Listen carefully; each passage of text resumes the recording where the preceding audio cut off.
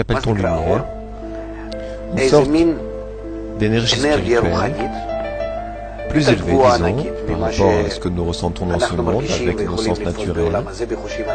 Et lorsque j'invite à moi cette force, je commence à développer ce sens et à ressentir à travers celui-ci. Comme il est écrit, la lumière qui répare. Comme il est écrit, j'ai créé le mauvais instinct, signifiant notre égoïsme, et j'ai créé la Torah comme un remède. Attendez un instant, vous voulez dire que l'égoïsme est un mauvais instinct? Oui,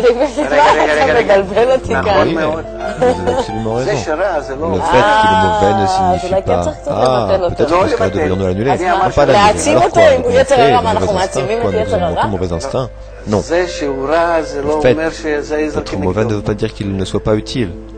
Le fait est que nous sommes vraiment arrêtés. Excusez-moi, je suis peut-être allé trop vite. Comme nous l'avons dit, il y a le commencement du sixième sens en nous. Oui, que nous pouvons développer et transformer en un récipient dans lequel nous commencerons à ressentir le monde spirituel, la divinité, la réalité supérieure, une vie éternelle, au-delà du corps, de toute chose présente ici. Nous développons ce sens grâce à la lumière supérieure. Qu'est-ce que la lumière supérieure? Une sorte d'énergie qui existe au-dessus de ce monde.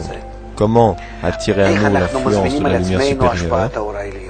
Comme je viens de dire, il existe d'une part une méthode très simple, mais d'autre part, c'est une méthode très spéciale.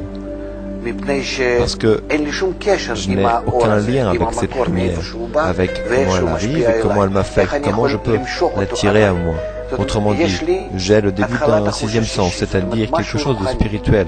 Seulement, développer cette spiritualité en moi, ce récipient spirituel, je n'ai pas de moyen pour cela.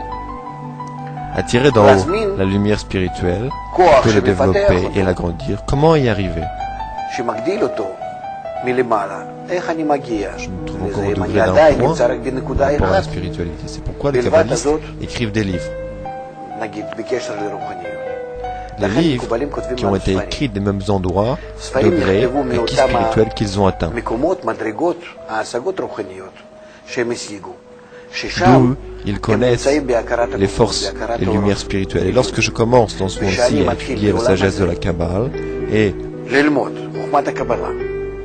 en fait, j'étudie l'âme, ce sixième sens qui se trouve en quelqu'un, qui se trouve à un degré qui m'est supérieur, disons, c'est ce monde-ci, ça c'est le monde spirituel. Donc, en cela, j'amène sur moi la lumière.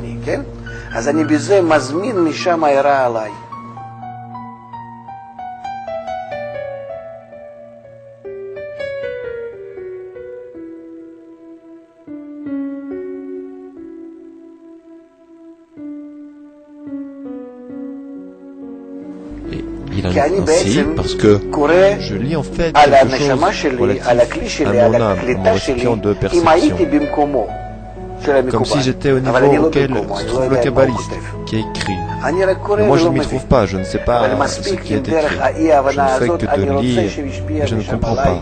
Cependant c'est suffisant si je désire que la lumière qui répare arrive à moi et me corrige. C'est suffisant? C'est suffisant, c'est la raison pour laquelle nous appelons la lumière qui répare. C'est précisément ce qui s'appelle étudier la Torah. Torah signifiait demander cette lumière.